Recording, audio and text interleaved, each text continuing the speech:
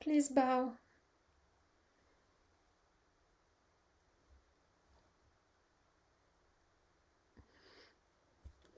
Hello everyone. It's good to see you again today. Such a joy. Really. I always say the same thing, but that's true. I can feel it. Right? Yeah.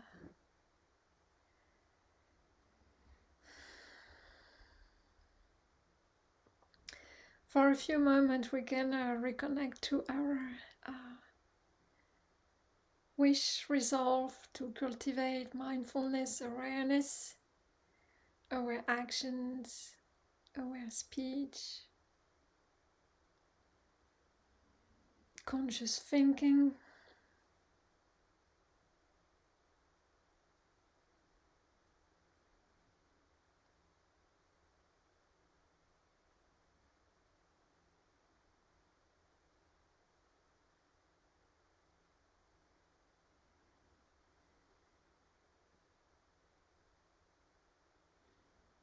We can connect to all the people that are here right now, feeling them, encompassing them in our heart,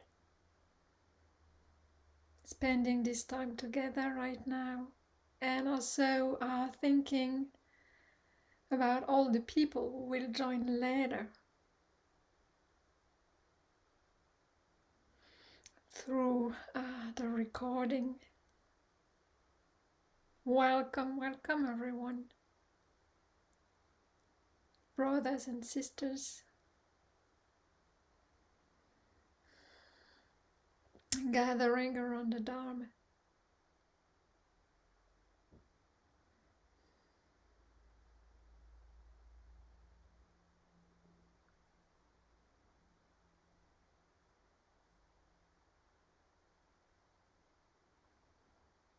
Fantastic to have this refuge,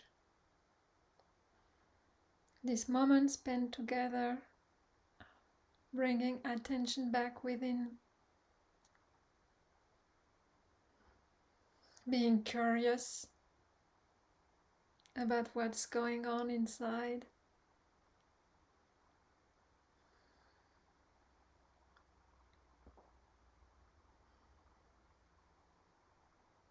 Being willing to welcome whatever arises.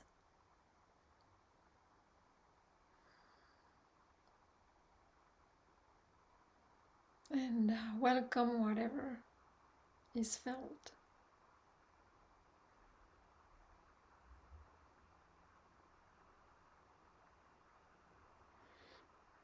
It requires some courage, because most of the time when we have unpleasant feelings, we just want to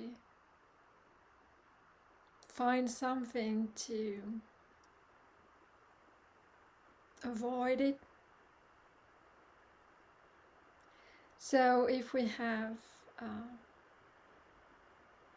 painful thoughts, we just want to numb our mind by any way, maybe not consciously, but just watch something, just scroll the internet, or what else? Drink alcohol.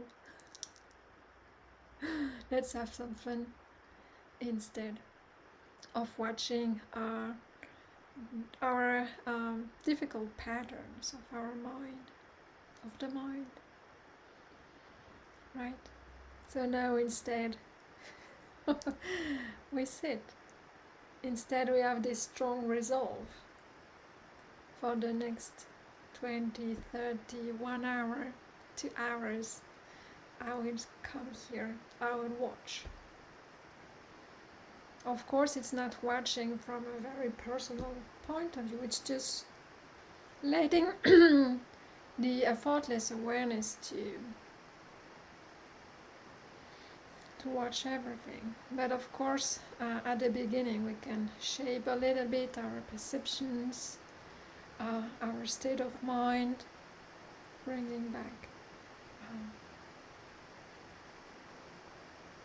yeah, bringing at heart some resolve, the resolve to be there, to not go away, setting the clock to 1 hour of sitting meditation,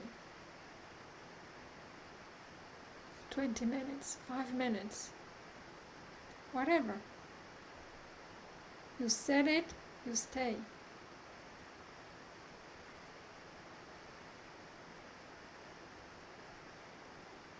Your mind will find everything to get you off the cushion, right? You will be hungry. If you have a family, of course, the to-do list will pop up in your mind, right? Grocery, store, laundry to be done, housework to be done. Or, yeah, I would rather read a book, learn something. Maybe it might be more useful than sitting here and doing nothing, watching. I'm not learning anything. Of course, our society is made for, yeah, increasing the amount of knowledge. Or let's say, have the latest information.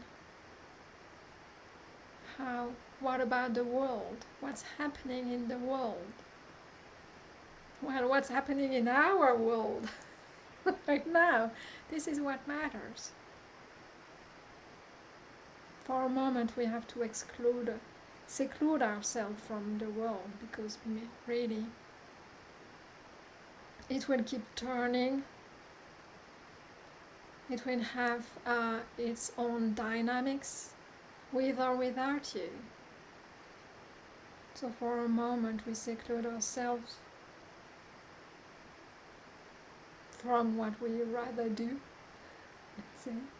We take the resolve, we sit. We sit, we watch. We do not go away.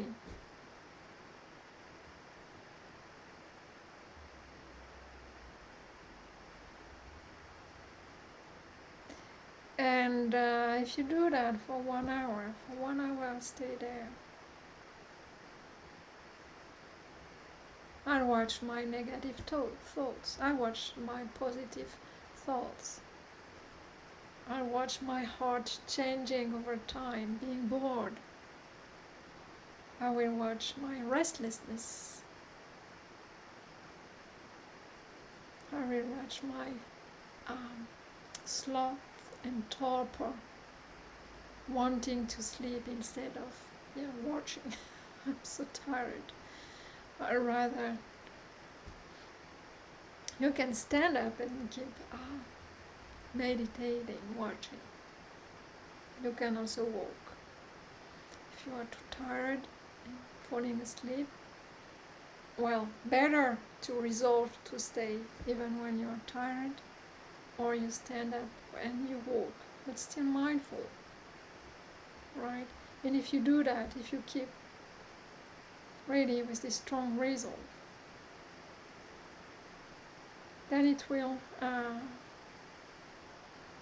then this kind of, let's say, attitude to face whatever comes to you, you can then, let's say, naturally apply it to daily life, right? So if you are able to sit for 1 hour, eyes closed, no, let's say, entertainment, no sounds, no music, no nice smells, just sitting wherever you are, you just sit there. If you can stay attentive, alert to your inner landscape, then in daily life it gets easier. Then when your child is talking to you, just telling what she has done during the day, you're able to stay, to be attentive, to listen without saying anything, right?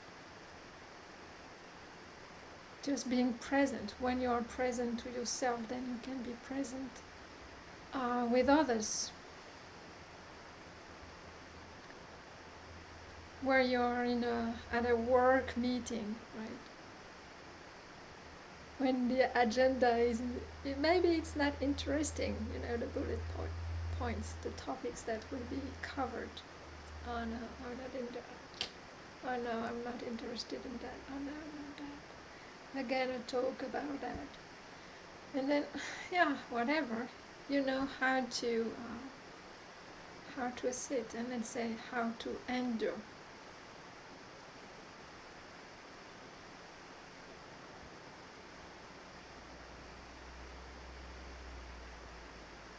And then whatever comes during this work meeting, right? That you can be there, attentive, alert to whatever arises. And then you have clear thoughts, and you can interact if asked.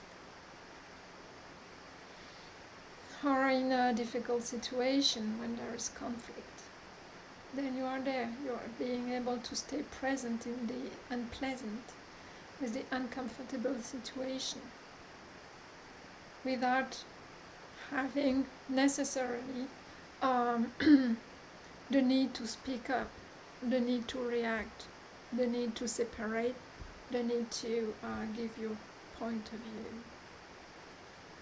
Alright, observe, and then you are able to take the right decision, proper decision, hopefully.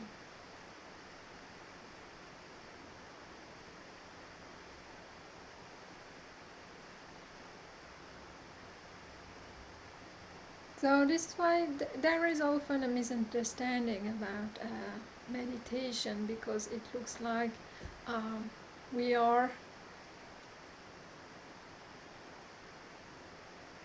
a part, or we hide ourselves from the world, or we do not want to participate in the world, so we seclude ourselves. But I would say it's a training for actually a very good insertion. I don't know what kind of English words I could use. Acclimatation, does it exist, this word? I don't know. But to adapt very well, actually, to be completely part fully of the world.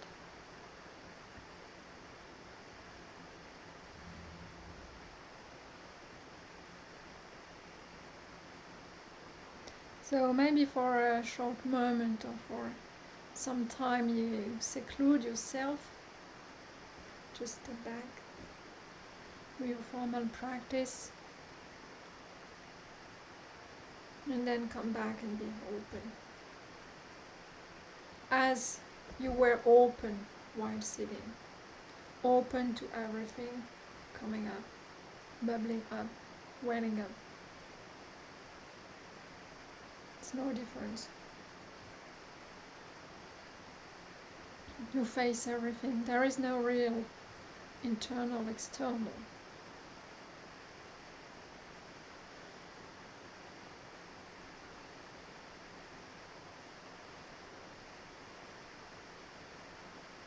So it prepares you. It prepares you for life, I would say. So, yeah, strong resolve, sitting meditation. You stick to it. Strong resolve and continuous practice, meaning that you are off the cushion, but you keep developing mindfulness, awareness of the body, of the mind, objects, of the feelings.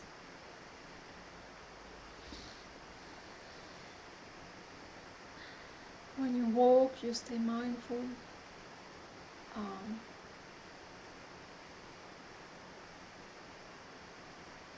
Whatever you do, when you drive, mindful. When you cook, mindful. When you eat, mindful. All day long, continuous practice, strong resolve. And if your mind tries to find excuses, just point it out. No, I see. I'll stay. Body is horribly painful. I'll stay. I won't move.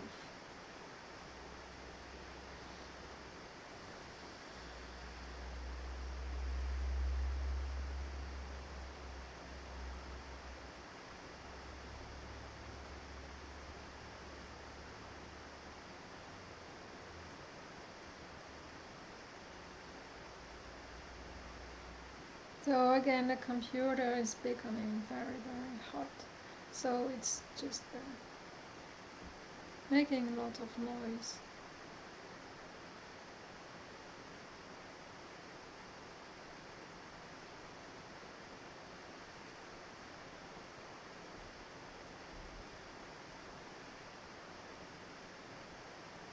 So strong resolve, why I'm talking about that today instead of guiding the meditation, right? Um, hmm.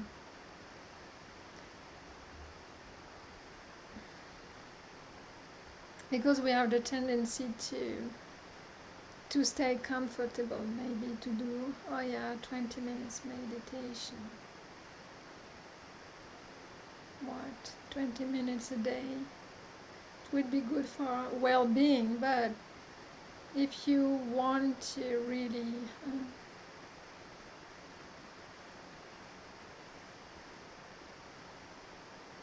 to go beyond, to know beyond what you know already, then you have to get out of your comfort zone.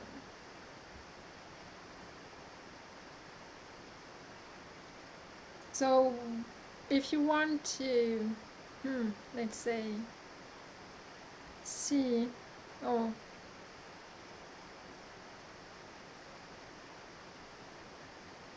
let's say understand the mechanism of the mind and how much it drives your life, then those strong results in this continuous practice is kind of crucial. Otherwise you will meditate for 20 minutes, go off the cushion, and then resume your life as if kind of heedless, without awareness, and then those 20 minutes are just cancelled in 1 hour of unawareness. And then you can keep meditating for 20 minutes without any, for 20 years without having any insight. Our meditation doesn't work. Right? So, of course, I would rather invite you to go to retreats.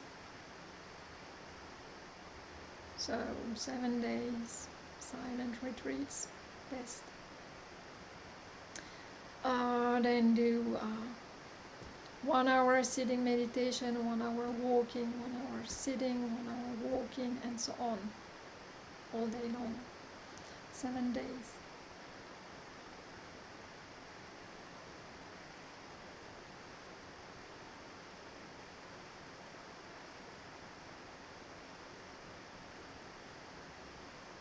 You will be challenged. You will be challenged.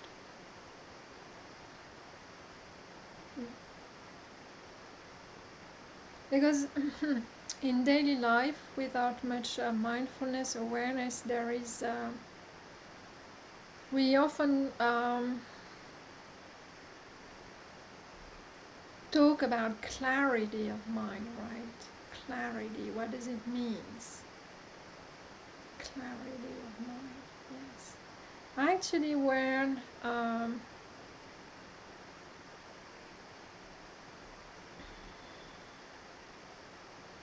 let's say in an awareness, so how to explain that? I would say that the mental formations, the thoughts, who actually contains a kind of energetic signature, are kind of entangled or mixed up with, how would you call it, consciousness, and therefore it's kind of blurred. But with practice, and when there is that clarity arises, there is kind of mixing between what is called the sankharas, the mental formation, and the consciousness. You see them really distinctly. Somehow they're kind of detached. Or when you really have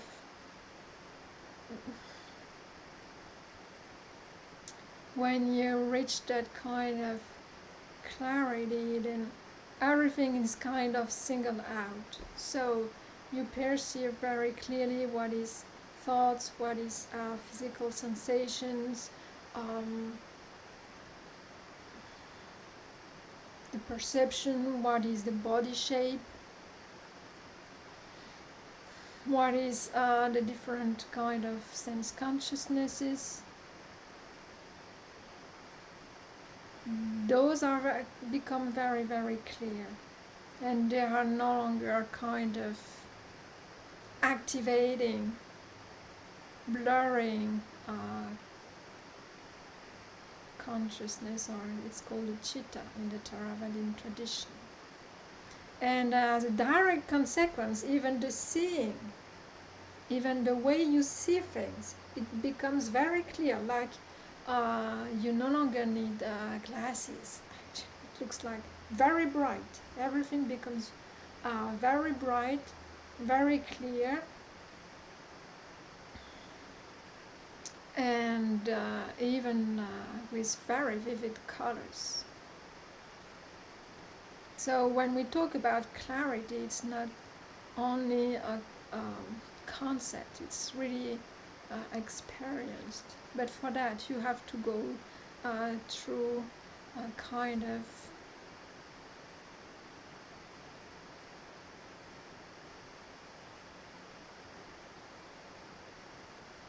there must be some momentum in the practice such that you see that for yourself. You see that with calming the mind, things start to detach, to disentangle, and to be singled out clearly, so that you develop your understanding. And you start also to recognize what factors or what are the reasons why it becomes blurred again or entangled again. So those are just, maybe you do not understand at all what I'm talking about, most probably. This is why intense practice is useful. And then when you stop the intense practice, maybe if the inside is not really strong, then it will be forgotten again, remixed up.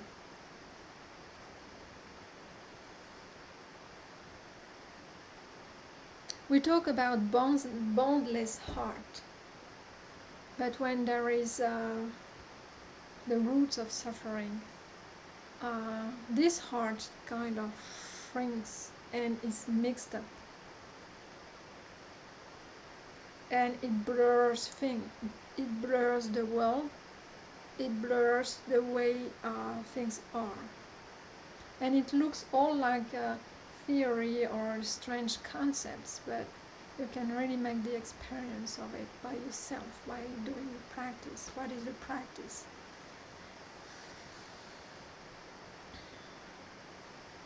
Mindfulness of the body, mindfulness of breathing, contemplation of the body, contemplation of feeling tones, contemplation of mental objects, for foundation of mindfulness.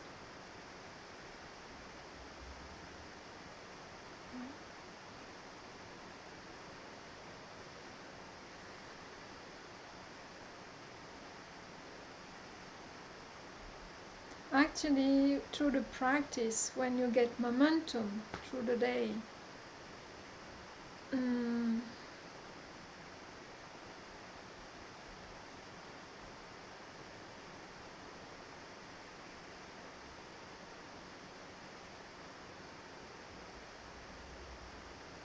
alright, the ID doesn't come. I forgot the ID.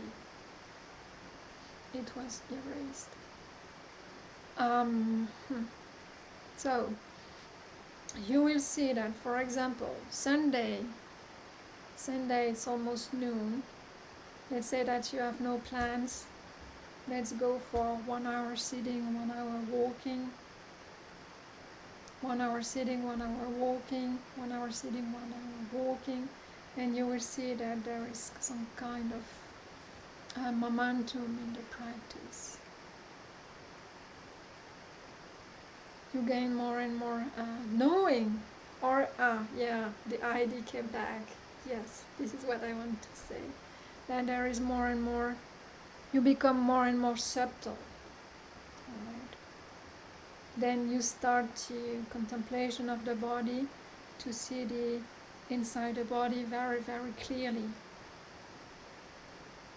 You can have a direct, even image in your mind's eye about your body and the inside, about the energy, and then you start to comprehend things.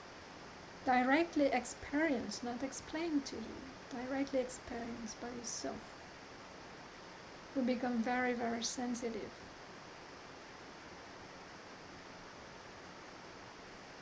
Very subtle at the image of your mind, because your mind starts to be concentrated, and then everything appears clearly. So I will use again that word. Clarity. This clarity becomes obvious. So obvious, but then of course, so it's insight practice, and I mentioned already that there is a kind of cycle of insight, so a map of insight. So depending on where you are in that cycle, at the very beginning it becomes very, very clear, but then at some point, because you reach different stages of insight, then it starts to become a bit edgy again. That's when you are about to reach threshold. But this we can talk together if you have questions about that, if you have built up the practice. So I would say that, for example, in over a weekend, if you have not much responsibility, then you can say, okay, this weekend I will do intense practice at home. I have nothing else to do. Well, so, okay, wake up. If not time for breakfast yet, sitting meditation 1 hour. 1 hour walking, breakfast, and so on. Let's see, by curiosity. You do not want to kind of attain anything. Let's say, for example, how much clarity can I gain? And I mean, I would say most of you've been to even Qigong retreat, right? Kung Fu retreats, and you see how much it builds up over time, this concentration. It builds up, then at some point it starts to become very weird. You do not feel comfortable anymore. You just want to get out, to get away, and then at some point you pass these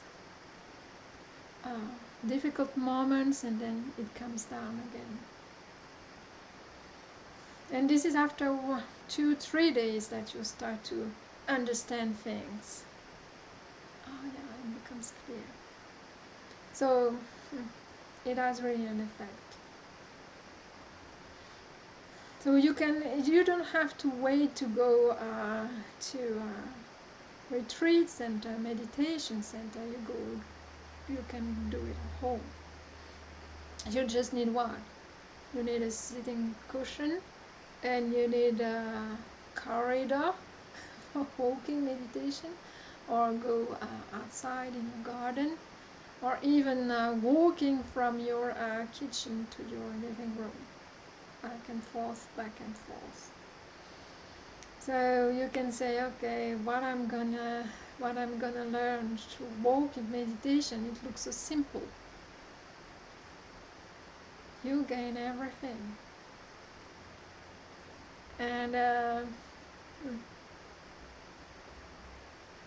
And walking meditation actually is helpful for the body to move in between sitting meditation, so that there is no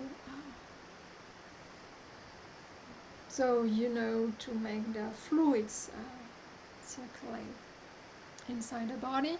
You do not lose your concentration much. It's also good preparation for the next sitting. So normally this is how it's done. I'm adapting it. I adapt it because I do not want to lose too much of my Qigong and Kung Fu training. So I do 1 hour sitting meditation and 1 hour Qigong or stretching or just holding Kung Fu stances. Not something that is bringing too much energy up. So sitting, training, sitting, training, sitting, training, sitting, training, sitting, training. It helps building up momentum and understand.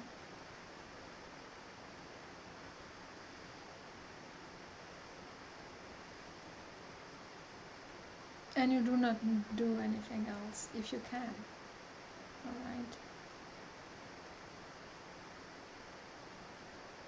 No internet, no reading.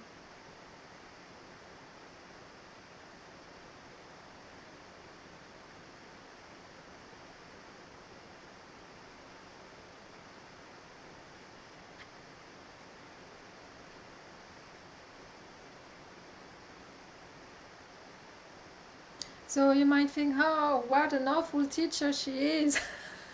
She's telling us to do more. Well, it's not doing more, it's replacing. Alright. Of course, after a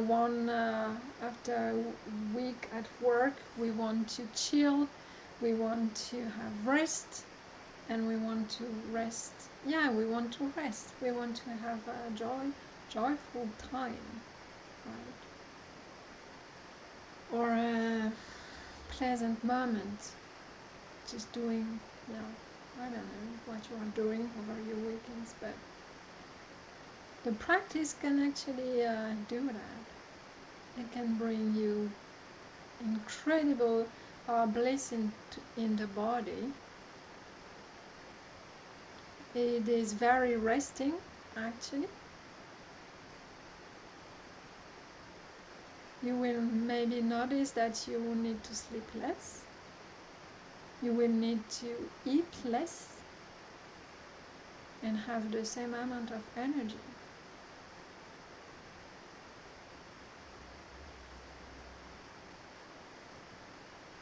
And you'll gain wisdom, I would say. Not because I'm giving it to you, because, it will come through you, this understanding. What is this body? What is this mind? How is it that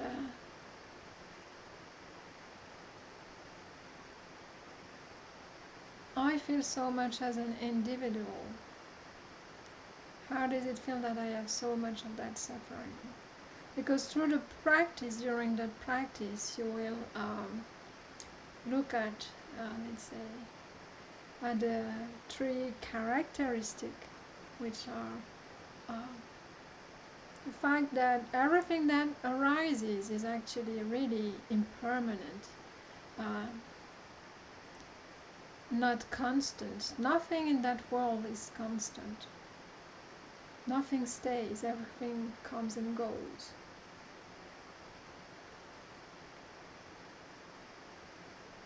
And you will look at what everything that arises, even just contemplation in the body, as nothing, is nothing personal.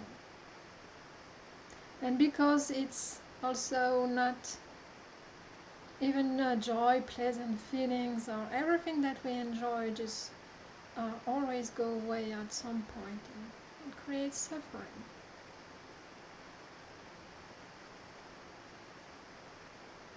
Everything that is clinging to as me, mine, myself, leads to suffering. So we look at everything.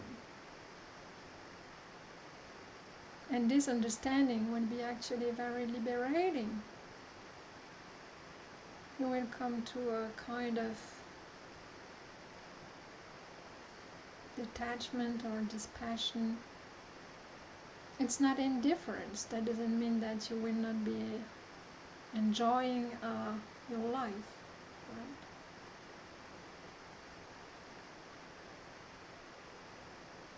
It will be what comes, comes, what goes, goes.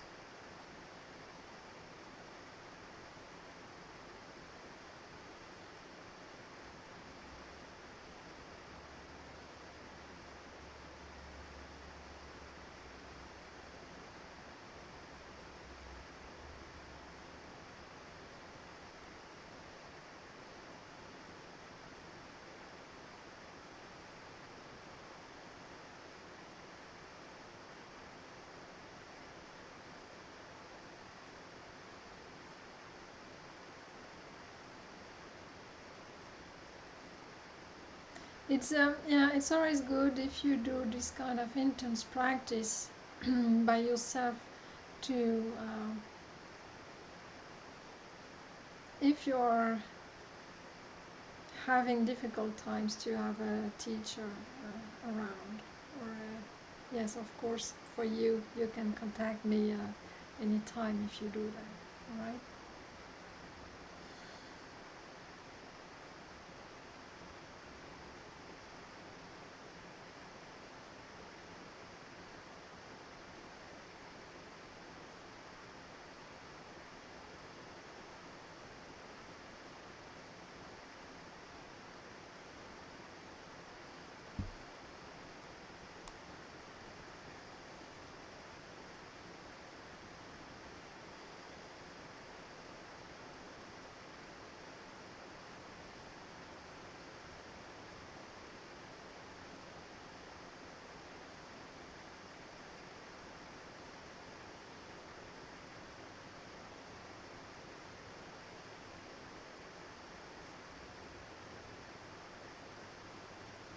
All right. So it seems that there was no guided meditation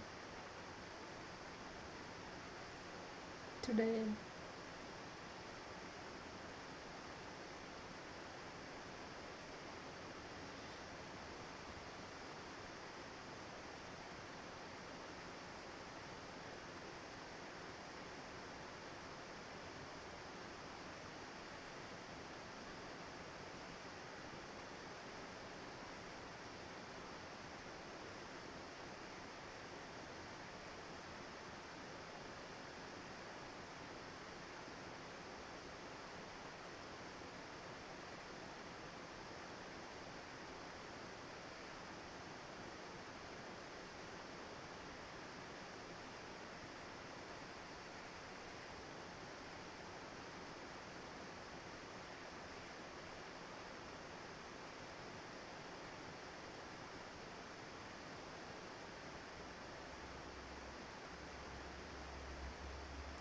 So I'm not. I would say that this strong resolve kind of schedule is actually very efficient, but I do not want to talk about efficiency really, because then the mind has a tendency to want something out of it. You know, you want results, you want to, of course, gain wisdom, even if somehow there will be understanding, but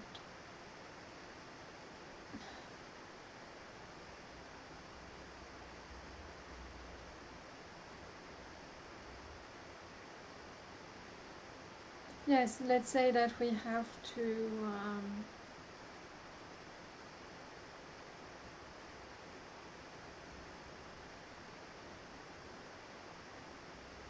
I don't have the English word for that.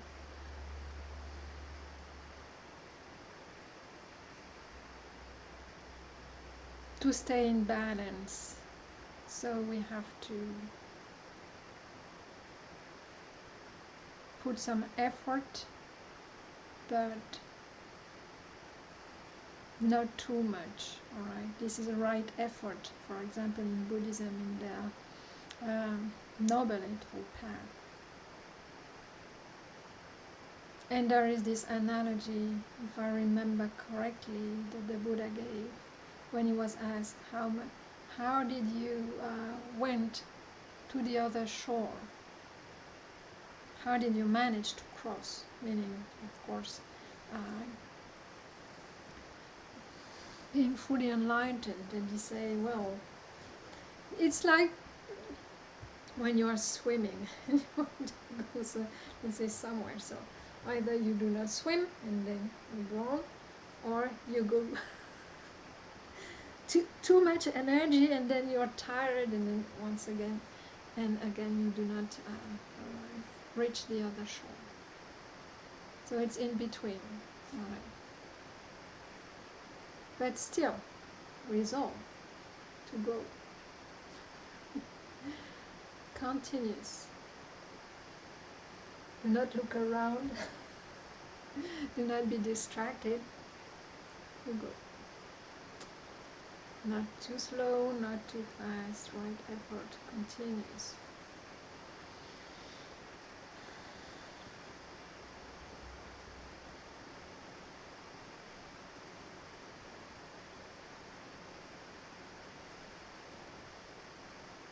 So this is how you reach the other shore.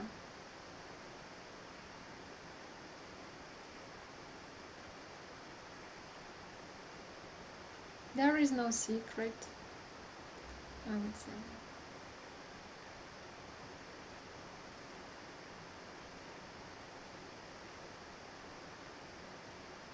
So that was the talk of today.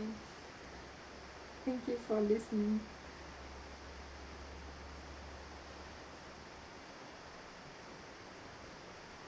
If there is any question regarding what I said, it might sound mysterious. What is she talking about? Well, of course, you can also look at all the scriptures, so all the translation of in English of the Pali Canon. Mm-hmm. If you don't, if you don't, yeah. Then it would be a theoretical understanding, but then you have to practice, let's say, to make it your own.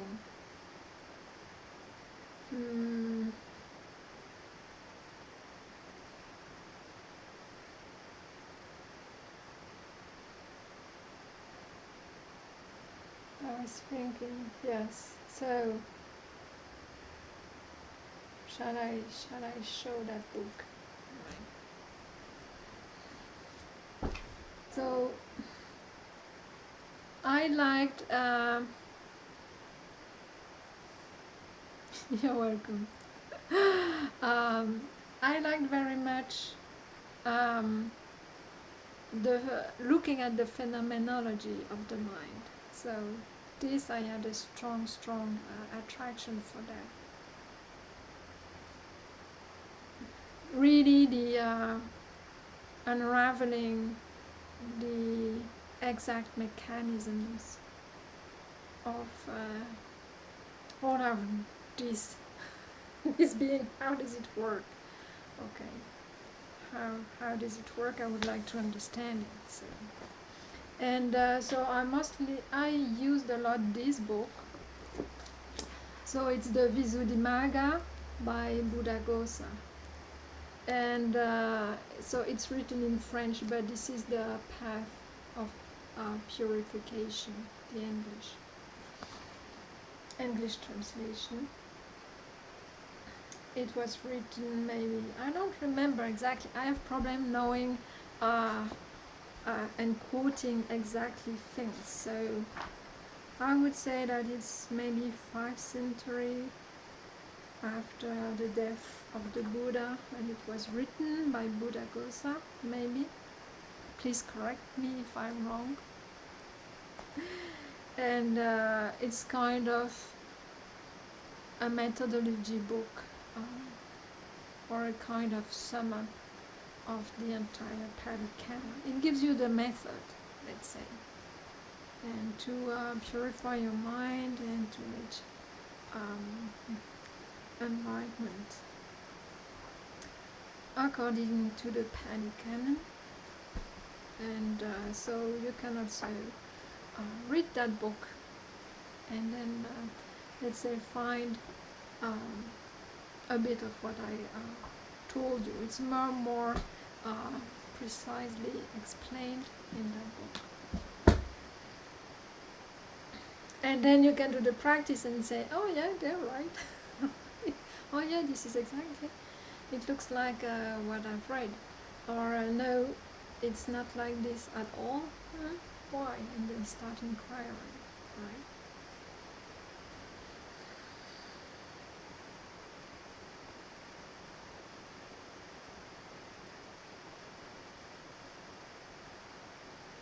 And in the Noble Eightfold Path, there is right concentration among the 8 pillars. Right concentration.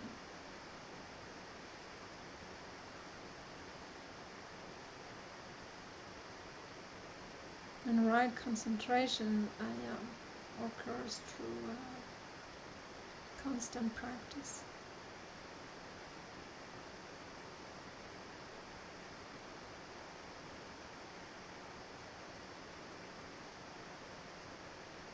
So that was kind of encouragement, kind of, let's say, exhaustion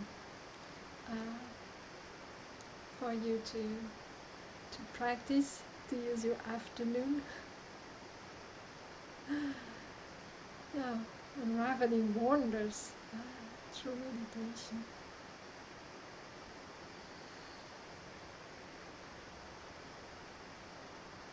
So I will stay there if you have any questions, and if you want to leave, please to go and enjoy your Sunday however you like it.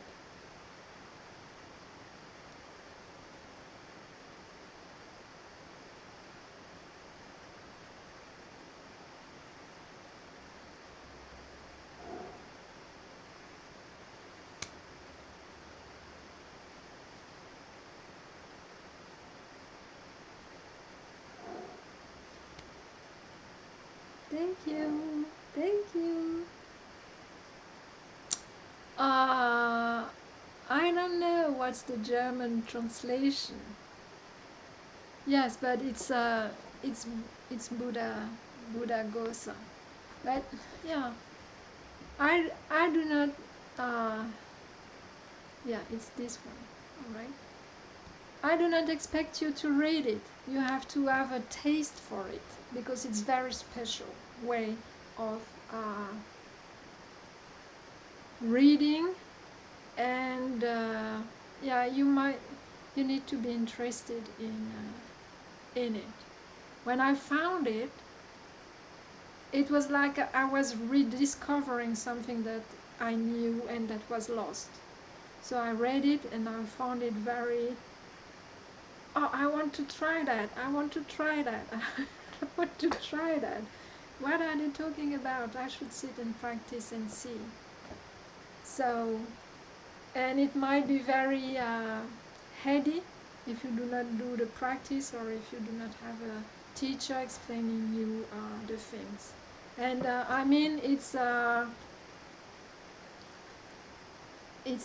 800 pages,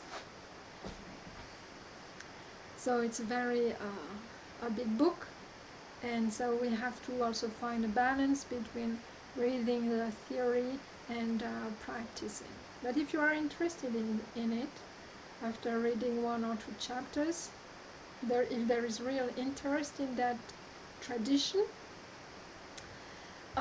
which is a Theravadin tradition, then of course you can keep reading. But maybe you are more attracted to another tradition, Tibetan tradition or Buddhism. So it's up to you. Yeah. It's not, you do not have, I'm not asking you to read it. It's just if you find interest in it. Yeah, that's it. Otherwise it just will be like a scholar work.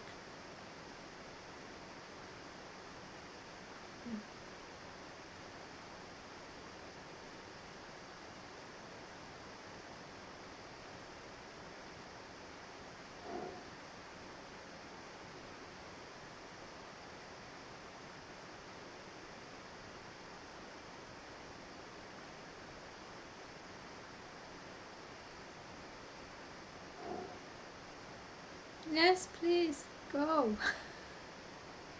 See you.